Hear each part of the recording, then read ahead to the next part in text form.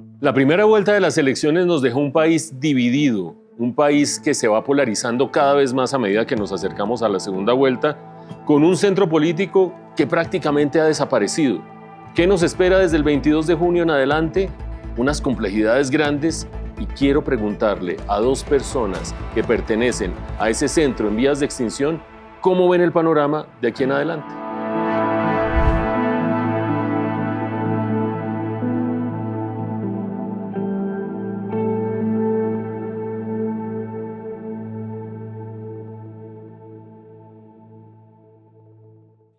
Claudia Palacios, Vlado, bienvenidos a Entrevista Reina del periódico El Tiempo.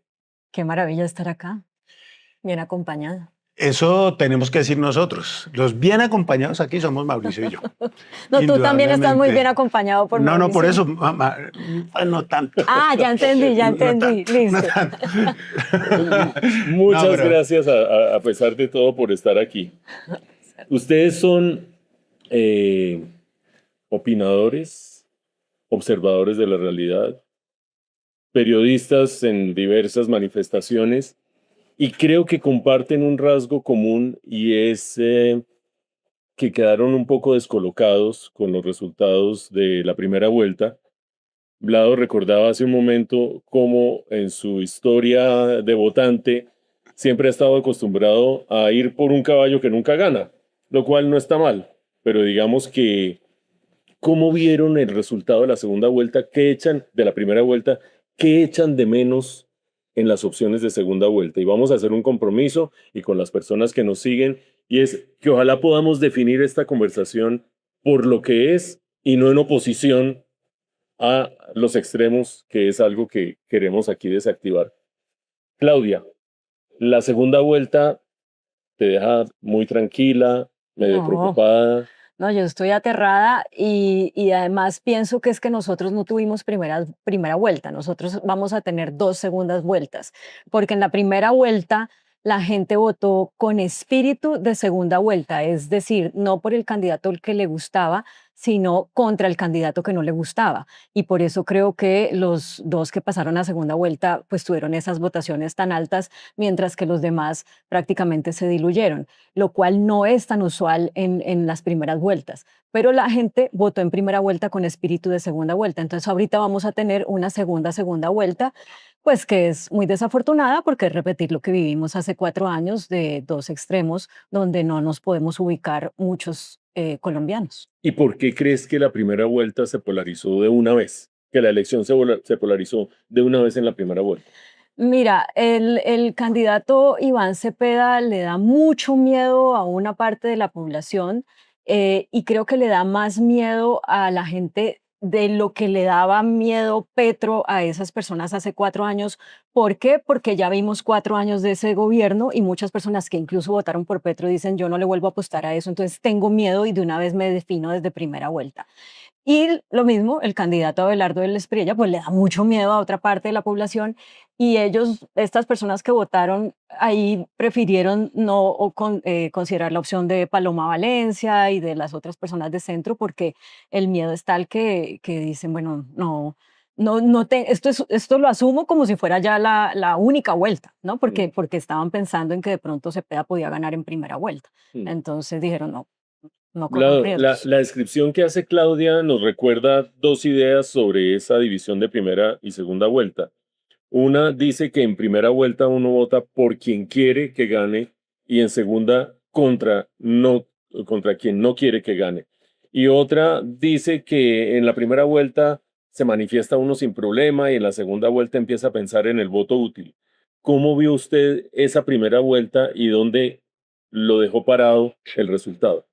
A ver, Mauricio, yo creo que es que hay que ir un poquito a ver lo que motivó que esa segunda vuelta anticipada que tuvimos hubiera llevado las cosas a esos extremos en los que la gente, como dice Claudia, ya llegó con el voto útil en la primera vuelta, que normalmente es el voto de la segunda vuelta. Y entonces, ¿qué pasó? Que las malditas encuestas, porque yo creo que yo hace muchos años lo escribí, hace mucho, las encuestas deben ser prohibidas. Ujú. Las encuestas de verdad deberían prohibirlas. Arrancamos bien la Ese sí. conversación. No. Salomónicos. No, porque es que las encuestas se supone, dicen, las encuestadoras siempre ganan, porque ellos dicen, no, es una fotografía de un instante, ¿no? Y después las cosas cambian y hay muchos factores, y el agua, y el viento, y el ánimo, y la plata, y las redes, y siempre ganan, ¿no? Pero lo cierto es que las encuestas no solo informan, sino que las encuestas manipulan. Y los que salen favorecidos en las encuestas obviamente las usan. Y entonces aquí hubo una gran tendencia y yo creo que muchos vimos, inclusive dentro de nuestro medio periodístico se movían informaciones que nos decían, nos fregamos, fulano va a ganar en primera vuelta. Sutano barre. En todas partes esto nunca se había visto, barre. Entonces, todo eso se riega y la gente sale y con esa información, ¿no? O sea, ¿usted está de acuerdo con Claudia en que la posibilidad de que alguien hubiera ganado en primera vuelta activó el miedo como sentimiento fundamental para votar? Sin duda, y eso es producto de las encuestas, es producto de que las encuestas transmitían esa sensación de que se iba a perder, mejor dicho, de que no iba a haber segunda vuelta.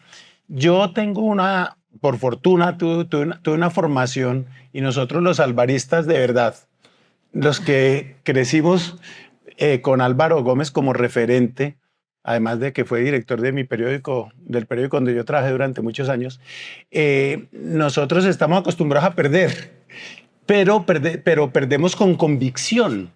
No perdemos por descarte. Sabemos que no tiene posibilidades, que los otros son más, que los otros son más efectivos, que son más marrulleros, lo que quiera, pero sabemos que estamos votando por el candidato correcto, el que tenía las mejores propuestas, las mejores tesis para salvar al país, para mejorar la situación, para rescatar la economía, para recuperar valores, etcétera, etcétera. Entonces uno perdía con orgullo. Ahora el orgullo es votar por el que va ganando, no importa si es mío o no es mío, si me convence o no me convence. Esa intención de votar por el que va ganando, o por lo menos recurrir al miedo como sentimiento básico a la hora de votar, porque de pronto gana aquel que no quiero, nos llevó a la virtual desaparición del centro en la primera Lo vuelta. borró totalmente. Sí. Sin embargo, cuando uno revisa las encuestas de cultura política, me remito a una de noviembre del año pasado, eso no está muy lejos, es Polimétrica, dice que el 45% de los colombianos nos consideramos de centro y después 30 y pico de derecha y 20 y pico de izquierda. Ese 45% prácticamente desapareció en las urnas, pues en este caso en el tarjetón. ¿Ustedes se consideran de centro? Si ustedes les hicieran esa encuesta, ¿dirían soy de centro, Claudia? Yo sí, rotundamente sí. Y para mí es que ser de centro es darle cabida a algunas de las ideas que generalmente defiende la izquierda o que prioriza la izquierda y también darle cabida a algunas de las ideas que generalmente prioriza la derecha y a los cómo, porque si uno va a ver también hay mucho acuerdo en el qué, ¿no? Contra la corrupción, por la seguridad, por la inclusión, esos discursos muy difícilmente uno encuentra a estas alturas un candidato, sea de izquierda o sea de derecha, que diga eh, como que no hay que garantizar la seguridad o que no hay que garantizar que todos podamos participar, ¿no? Pero es el cómo en lo que se diferencian un montón. Y para mí ser de centro es también entender que en determinados momentos de la historia y según las circunstancias, a veces el cómo de la derecha es más efectivo que el de la izquierda, o a veces el cómo de la izquierda es más efectivo que el de la derecha. Entonces, por eso nos llaman tibios de manera despectiva, pero a mí me parece que es una forma muy realista de ver en tiempo real lo que las sociedades están demandando y están necesitando y lo que puede funcionar para esas demandas de las sociedades. Y por eso yo me siento muy tranquila en a veces estar de acuerdo con candidatos que la gente dice de derecha o a veces con candidatos que la gente dice son de izquierda, porque no hay como ese totalitarismo, ese absolutismo de que solamente una vía es el camino. Creo que hay muchos caminos. Dame dos valores de la derecha y dos valores de la izquierda que te persuaden. Es que vuelvo y digo, es el cómo en lo que creo que difieren, porque creo que en valores estamos más o menos de acuerdo. O sea, a la derecha se le encasilla con que es la seguridad, la mano dura y tal. Y la izquierda entonces es lo social, la inclusión. Pero yo, y hablando en mi vida periodística con muchos candidatos de derecha, yo no puedo decir que es que a los de derecha no les importa la inclusión, digamos, per se. Puede ser que haya algunos que no, pero en general no. Y tampoco puedo decir que es que a los de la izquierda no les importa la seguridad. Entonces, a mí me parece que esos encasillamientos pues son absurdos, son obtusos, que no tienen como aterrizaje en la realidad, pero que son muy efectivos para las narrativas en medio de una campaña política. Ya vamos a hablar de cómo las campañas exacerban las diferencias casi que de manera utilitarista. Vlado, ¿usted es de centro? ¿Se considera de centro? Sí, sí, sí. De hecho, lo que pasa es que el centro se ha desfigurado mucho y lo han querido llevar como a ratos, dependiendo de a quién le convenga. Tachan a los de centro como anarquistas, otros tachan a los de centro como despreocupados, que ni les va ni les viene, pero siempre yo he estado en una posición en la que en efecto uno puede escuchar cosas de distintos lados. Álvaro Gómez, volviendo a mi jefe político, Álvaro Gómez en el año 74 hablaba de abrir la economía y lo trataron de desarrollista y no sé qué, y fueron las mismas tesis con las que Gaviria ganó en el 90. Álvaro Gómez en el 90, en el 86, en la campaña del 86, propuso el divorcio para los matrimonios católicos. 86. En el 86. Dijeron, claro, hasta los liberales dijeron, es que quiere acabar con la familia. Este es un atentado contra la unidad familiar. ¿Cómo se le ocurre proponer? En estas cosas de lo que usted decía, que en las campañas se exacerban todo lo que un candidato diga es interpretado, mal interpretado, tergiversado por la contraparte, ¿no? En el 90 Álvaro Gómez decía, el eslogan de Álvaro Gómez era que no maten a la gente, que fue con lo que ganó Uribe en el 2012, en el 2002, ¿no? Entonces, siempre hay cosas de uno y otro lado que no hay que demonizar ni idealizar, ni deidificar. Álvaro Gómez proponía hace 30 años, Mauricio, perdón, 50, en un editorial de 1976, decía que la guerra contra las drogas era una guerra perdida. Hace 50 años. Y entonces, y nadie le paró bolas. Y hoy en día todavía se está discutiendo y se está viendo que ha sido una guerra perdida. Y era conservador. Entonces, perdón, él era un tipo que tenía ideas de centro, tenía ideas muy de avanzada, muy fuera de su cubículo conservador. Entonces, era un conservador de centro, si se quiere llamar, porque no era un radical.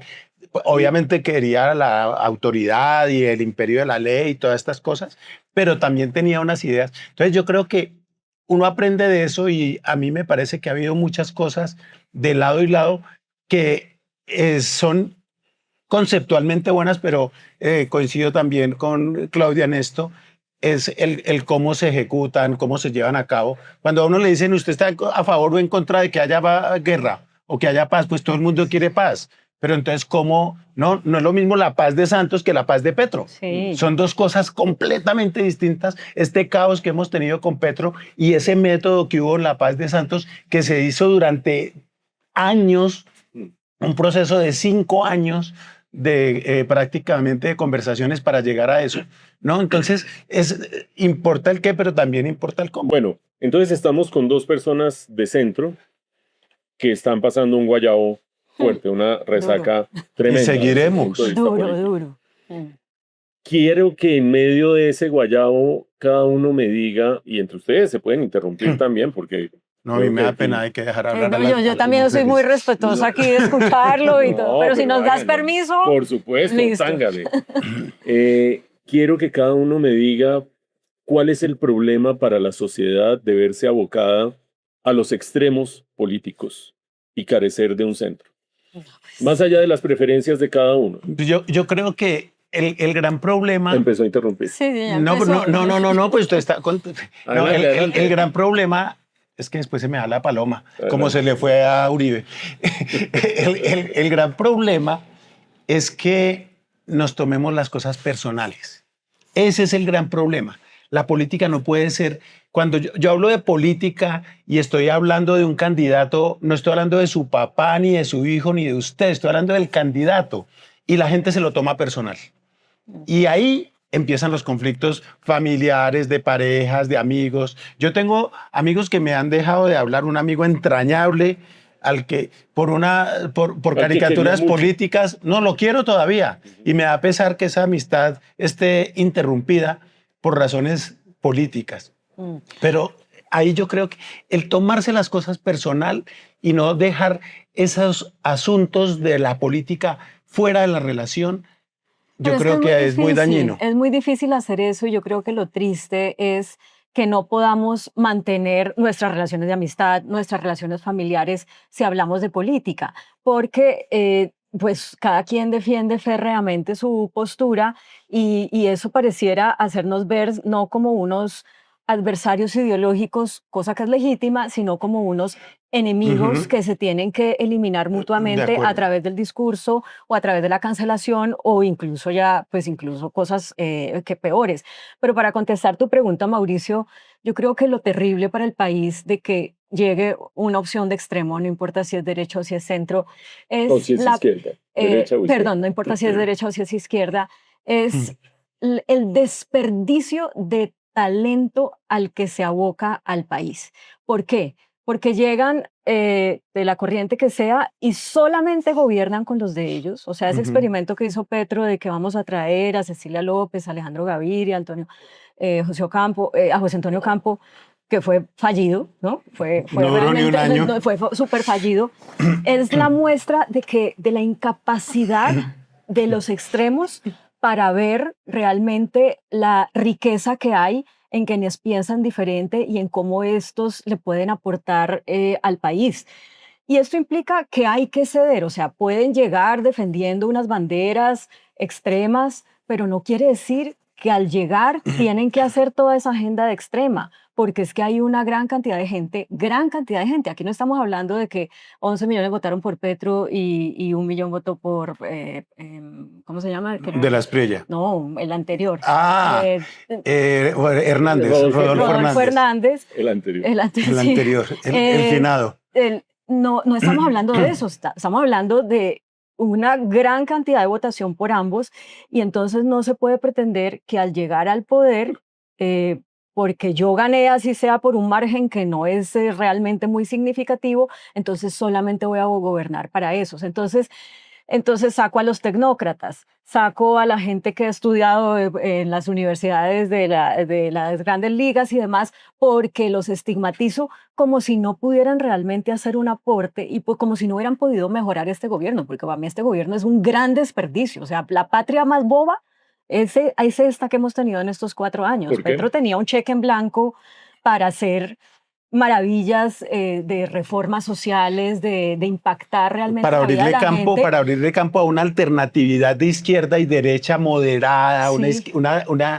más que moderada, una izquierda moderna, ¿no? Exacto, es que Que no ocurrió como ocurre en Chile, como ocurre en Europa, en muchas partes, ¿no? fue un gran desperdicio. Y si yo fuera una persona que me identifique 100% con la izquierda, yo estaría diciendo, aquí lo que tenemos que defender no es a Petro, tenemos que Ujú. defender esta institucionalidad que nos permitió llegar al poder para que volvamos a tener la oportunidad de gobernar sin hacer el desperdicio que Petro hizo, ¿sí? Entonces, y lo mismo, si llegara Abelardo Lespriella, que es de extrema derecha, hombre, sería una gran estupidez que dejara por fuera a una gran cantidad de gente que se ha sentido oída y representada en este gobierno pues de las decisiones pues que el país necesita. Es que yo creo, Mauricio, ahora que estamos en modo mundial, creo que hay dos diferencias o dos maneras diferentes de ver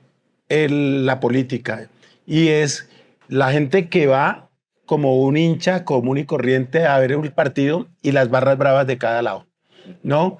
Y el problema es que aquí cada vez hay en nuestro estadio político hay más barras bravas y menos público tranquilo, ¿no? Entonces, nosotros cuando éramos pequeños se podía ir al estadio con los pelados, pues a uno de chiquito lo llevaban al estadio, etcétera, y se podía ir y ver el partido tranquilo. Hoy en día uno no sabe si a la entrada o a la salida se va a encontrar con alguien que lo vea a uno con una camiseta de otro color y le den una puñalada o lo empujen o lo escupan, ¿no? Y asimismo la política se está convirtiendo en eso, en ver al otro no como alguien que piensa distinto, lo cual es válido, sino como alguien a quien odio, a quien tengo que tachar, a quien tengo que eliminar, que tengo que cancelar.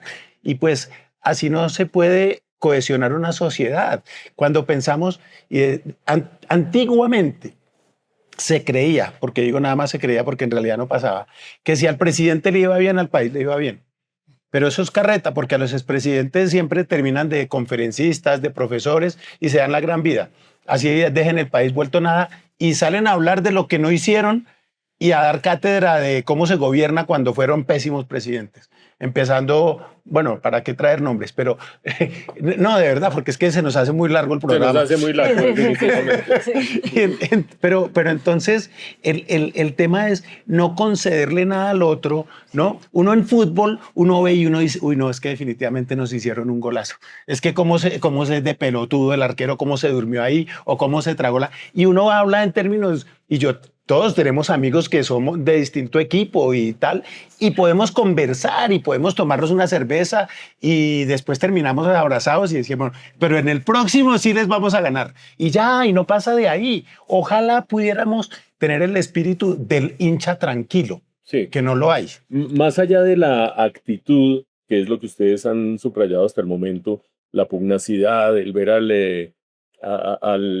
alguien como un adversario, como un enemigo al que hay que exterminar, quiero proponerles una dimensión adicional de la dificultad de no tener centro o de la dificultad de tener extremos radicales. Hay una metáfora tan simple que es casi que infantil, pero es poderosísima, y es que un país es como un barquito en el mar. Y todos los que van en el barquito tienen dos opciones: o se eliminan mutuamente, con lo cual el barco se hunde, o deciden cooperar. Y una de las cosas que un sistema democrático debería traer consigo es maneras de cooperar, porque todos vamos en el mismo barco.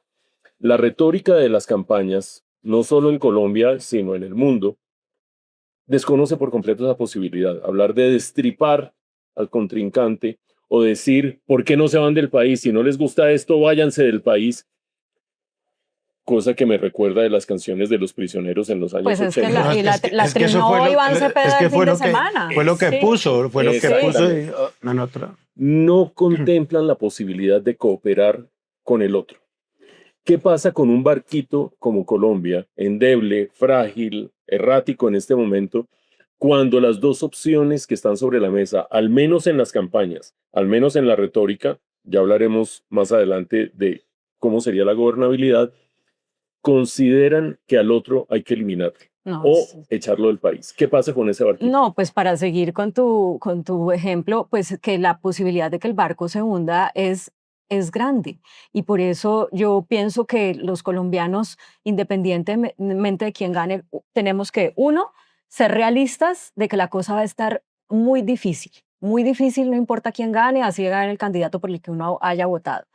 Dos, que vamos a tener que hacer un esfuerzo ciudadano muy adicional al que generalmente el colombiano promedio hace, porque yo sí creo que buena parte de las razones por las cuales Colombia no se ha hundido a pesar de, pues, de toda nuestra historia y violencia y demás, es porque los colombianos tenemos un tesón, una capacidad de resiliencia y de trabajo que nos hace sobreponernos a prácticamente todo. Pero yo ahora sí veo un escenario muy complejo en el que el barco se puede hundir con cualquiera de los dos. Entonces, a los colombianos, no importa si nos identificamos como de izquierda, derecha o centro, nos va a tocar remar más duro y no dejarle al presidente, sea Cepeda o de la Espriella, digamos, como la responsabilidad de sacar el barco a flote, porque creo que no van a tener esa grandeza y esa estatura de estadistas para garantizarlo.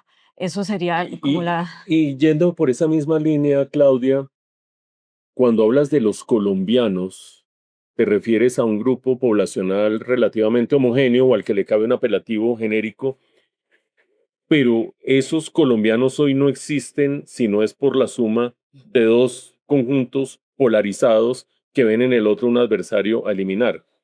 ¿Quién, de dónde y cómo, sobre todo ustedes, personas de centro, tiene que liderar y de qué manera un factor de cohesión, un factor de veeduría a los gobiernos, un factor de restablecimiento de los lazos que nos unen y no los que nos separan? Yo tengo, no quiero más mesías y no quiero decir algo que haga que la gente busque más salvadores mesiánicos, porque creo que nos la hemos pasado en eso, no solamente en Colombia, sino en el mundo, y creo que eso es un error, porque terminamos endiosando a personas y nadie está para que lo endiosen, todo el mundo tiene zonas grises y muy oscuras. Entonces yo creo que ese quién que tú preguntas para liderar no es una persona, es todos nosotros, cada uno independientemente. Mira, en una empresa trabaja gente de derecha, gente de izquierda, gente de centro. Y sacan la bendita empresa adelante, ¿sí? Porque al margen de que piensen que Petro es bueno o malo, Cepeda es bueno o malo, Abelardo es bueno o malo, pues hay que pagar la nómina, hay que innovar, hay que hacer cosas. Entonces, creo que es por ahí, pero chévere que lo vayamos diciendo desde los medios de comunicación, quien tenemos alguna voz que se oye, que lo diga el sector privado, que lo diga, pero delegarle eso a una persona me da un miedo porque entonces la convertimos en el siguiente que nos va a salvar. Y creo que aquí no tiene que venir alguien que nos salve. Aquí cada uno tiene una responsabilidad en mantener el barco a flote. Mauricio, yo creo que retomando su metáfora del barco, también tenemos una cosa que hay que decir, y es que hay algunos que van en la sección VIP del barco y se van quejando.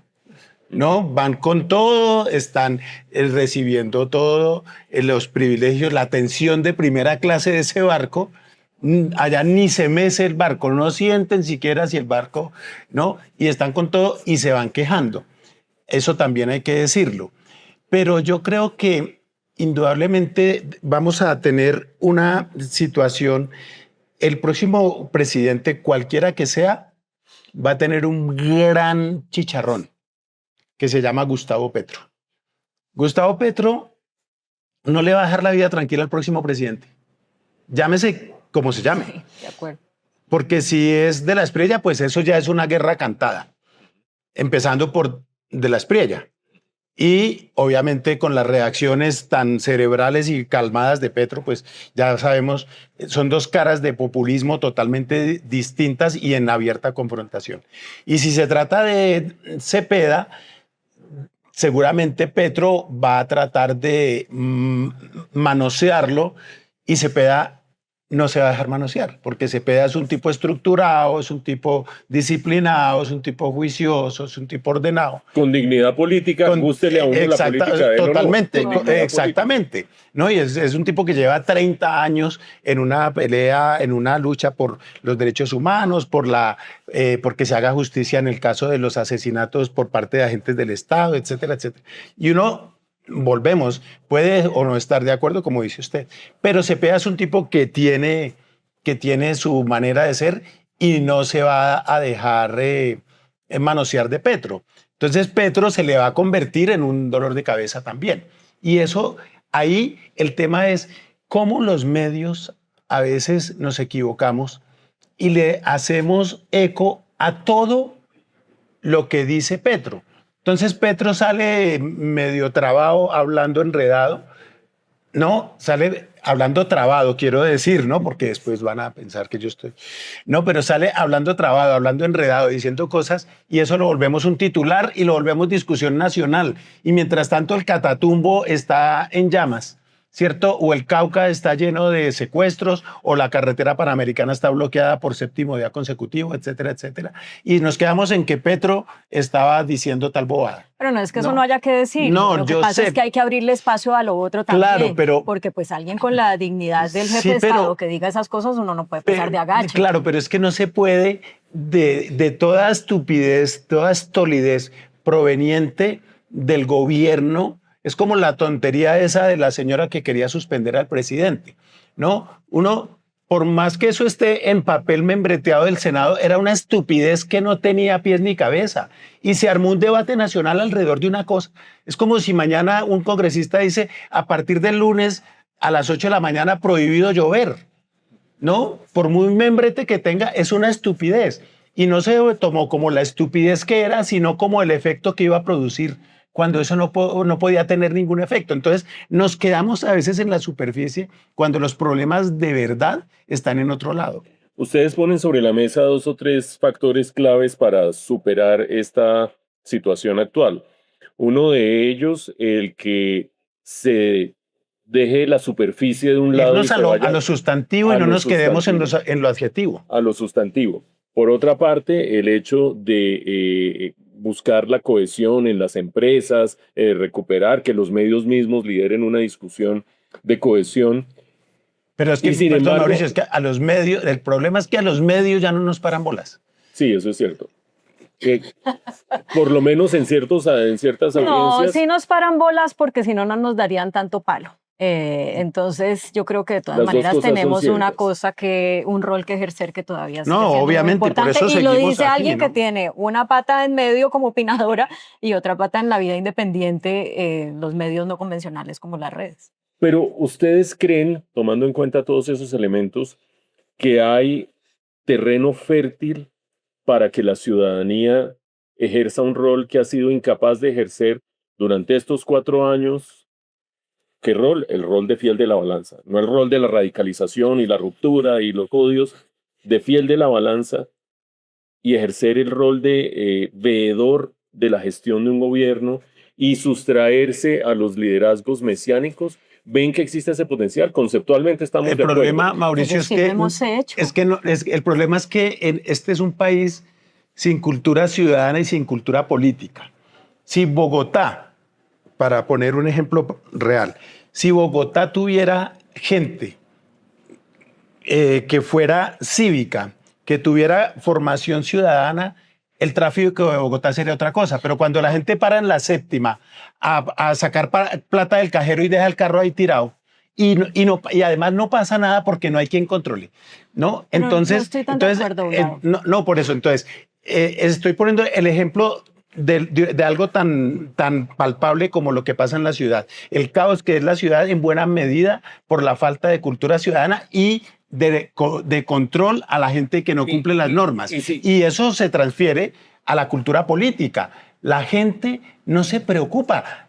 ¿Cuánta gente entrevistan que dicen, no, yo voy a votar, todos los políticos lo mismo, yo no voy a votar, no me interesa, todos son ladrones? No, pero yo no estoy tan de acuerdo con eso, entendiendo que, digamos, en el diagnóstico es cierto, hay mucha gente desinteresada de la política, las encuestas lo dicen, igual yo mañana me tengo que levantar a trabajar, entonces que él gane, no importa. Pero, primero, la salvedad de una ciudad como Bogotá. Bogotá es una ciudad donde el voto siempre ha sido un voto de opinión, ¿sí? Porque la gente, con todo y su ignorancia en algunos temas de política, pues al final vota como con una convicción y no amarrada a un partido, sino como con una convicción. Y a mí me parece que ahí, para la pregunta que nos estás haciendo, hay un insumo importante, porque son ciudadanos, uno puede considerar que su criterio es equivocado, pero que hacen valer su criterio. Y ahí creo que ya hay algo en lo que escarbar para decir, bueno, ¿cómo hacemos para lograr sacar este país adelante al margen de los mesianismos, que sean buenos o que sean malos? Entonces, eso me parece una cosa.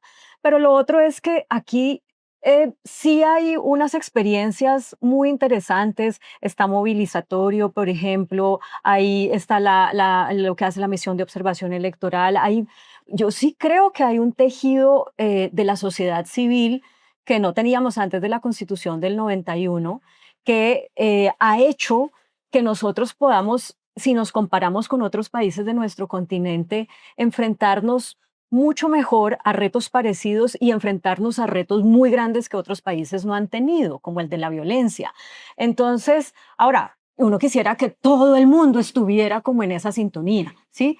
pero pues eso también es una utopía, entonces trabajemos con lo que hay, no le podemos pedir a la gente que tiene que dedicarse 24/7 a ganarse el pan de cada día porque si no, no come, que se vuelva, entonces que tenga estas discusiones y que se vuelva mucho más, llamémoslo oculta políticamente. No, vamos paso a paso, pero yo sí creo que hay con qué Pero trabajar. yo creo, es que, Mauricio, mire, si hubiera un poquito de conciencia política, una gotica, la gente no se dejaría arrastrar por las encuestas y votaría por los que tenían las mejores propuestas, cosa que no se hizo. ¿No? Entonces, ahí es de lo que yo hablo, de que no hay cultura política, así como no hay civismo ni cultura ciudadana, no hay cultura política. Entonces, la gente vota por emoción y no Pero- por Pero eso no conocimiento. quiere decir que no puedan, que las personas que van a votar por Abelardo no puedan generar unos espacios de encuentro o que las personas que van a votar por Cepeda no puedan generar unos espacios de encuentro. Una cosa es que la gente toma la decisión el día de la urna. No, pero es que Pero otra cosa es que esa persona no pueda ser parte de una sociedad en donde podamos convivir. es que eso sería lo Entonces, ideal, pero es que la gente, Pero- hay mucha apatía de la gente, Bueno, pero del ciudadano entonces del común. entiendo que usted no ve futuro y entiendo que tú sí ves yo futuro. sí. Yo, Mauricio, creo que vamos a tener el 22 un país fracturado. El 22 de junio vamos a amanecer con un país desesperanzado porque perdió y otro país ensoberbecido porque ganó. Y tratar de acercar esos dos países va a ser una tarea titánica, que no la veo fácil. No la veo fácil, sobre todo porque recordemos los discursos de la Espriella y de Cepeda el día de las elecciones. No llamaban a nada de optimismo, no llamaban no tenían nada de grandeza. Por eso yo voy a votar en blanco, porque yo no soy capaz de votar por ninguno de esos dos caballeros que no fue capaz de asumir el papel de alguien que está a un paso de llegar a la Casa de Nariño. Ya le voy a preguntar por el voto en blanco. ¿Voto en blanco o voto útil, Claudia? ¿Y qué quiere Por decir primera voto vez útil? en mi vida, Mauricio, voto útil. Es la primera vez que yo voy a votar por alguien que no me gusta. Y la razón, como lo expliqué en mi columna, es que yo me estoy respondiendo una pregunta que es la que me lleva a tomar esa decisión. ¿De quién nos podemos recuperar más? ¿De quién es más viable recuperarnos? Yo creo que los dos van a hacer mucho daño.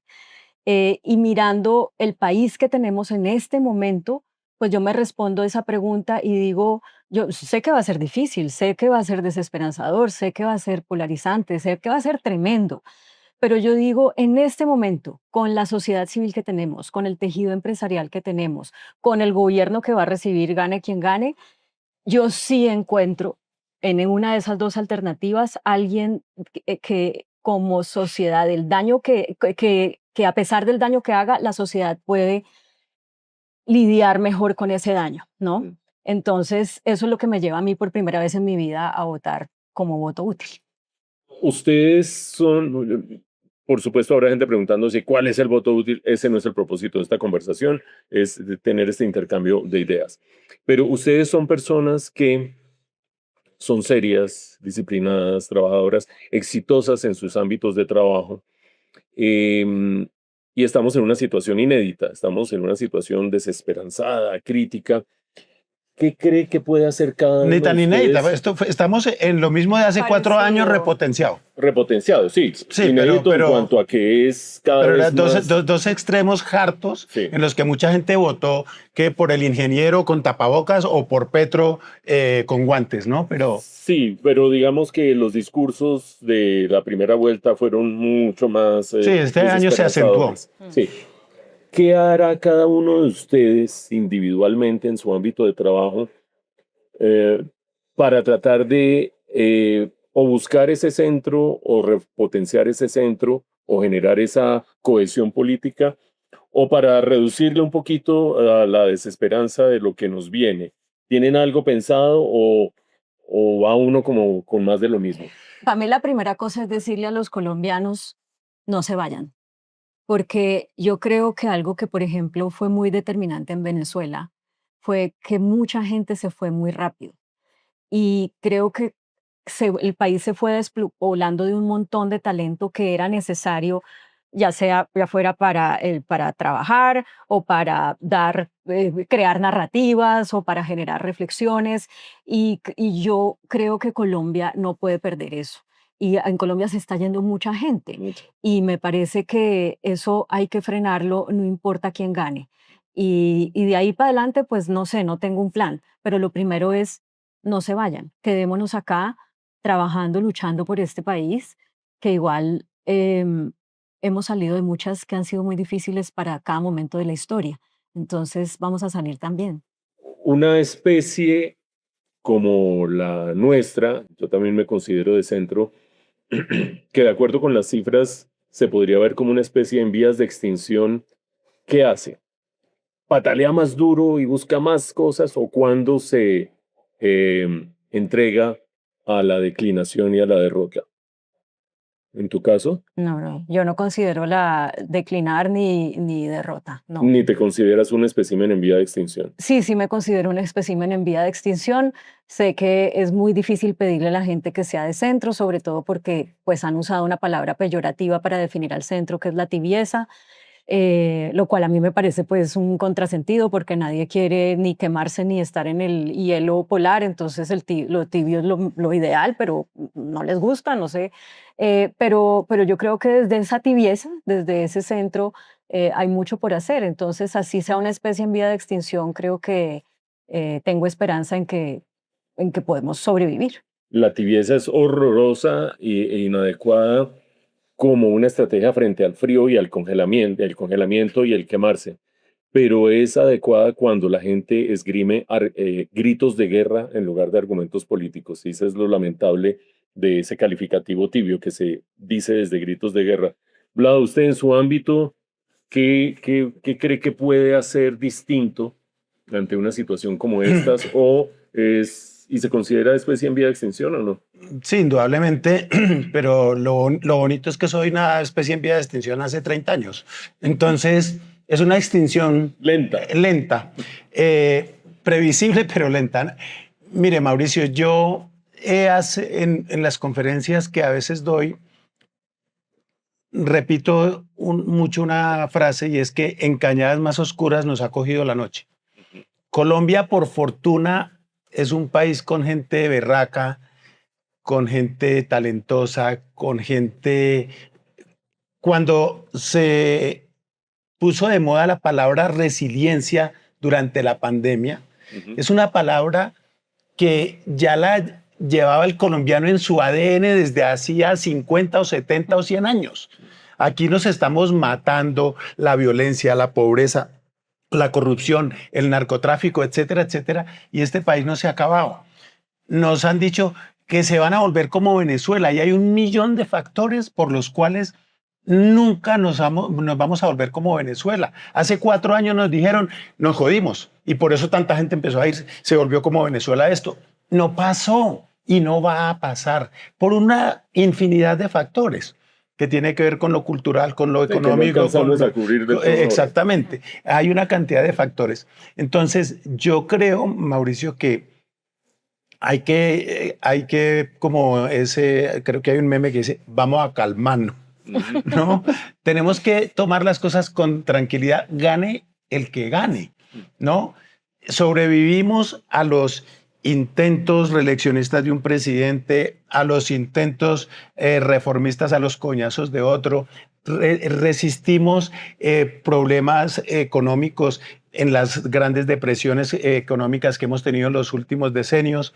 Hemos sobrevivido a la violencia paramilitar, a la guerra al narcotráfico, a la inseguridad en todas las expresiones y aquí seguimos. Y yo que pensé que usted era el desesperanzado. No.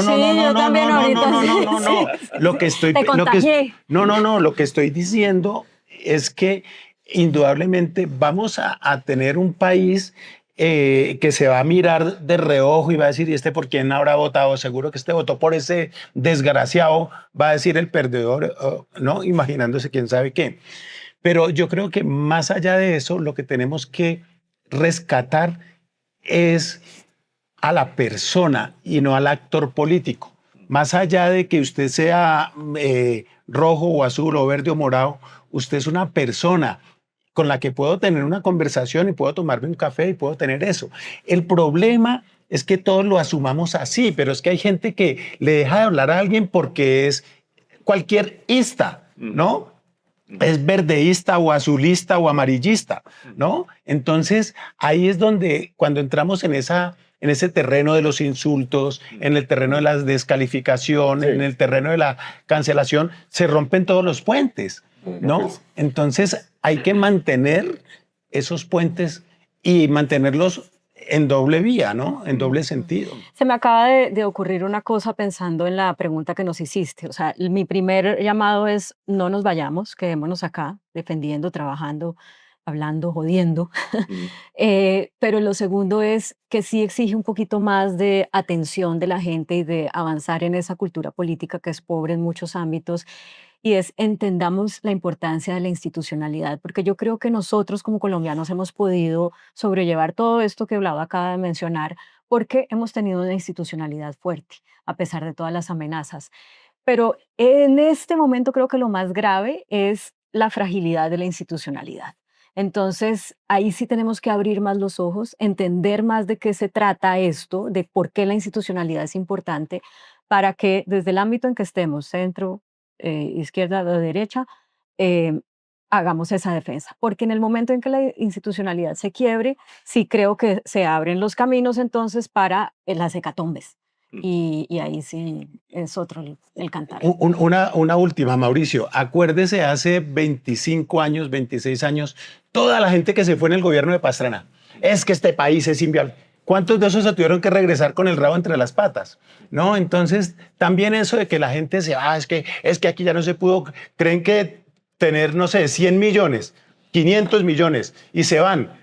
Esos 500 millones en Europa o en Estados Unidos se acaban, pero así. Sí, pero tampoco Entonces, estigmaticemos a la gente que se va. No, por porque eso. La gente que se va, muchas se fueron porque los estaban secuestrando. Claro, pero muchos se fueron simplemente porque era lo irse. No, es que Colombia está. Yo lo viví, yo vivía afuera y veía gente llegar en avionadas de gente llegando, y después muchos de esos llegaban muy ruidosos y se regresaban con el rabo entre las patas porque vieron primero que el país no estaba tan sobao como decían, y segundo porque se les acabó el exilio dorado y ya les tocó asumir el costo de la realidad, ¿no? Confiemos que lo que en esta conversación ha aparecido como factores de esperanza, de factores aglutinantes, factores de cohesión, termina imperando desde el 22 de junio en adelante.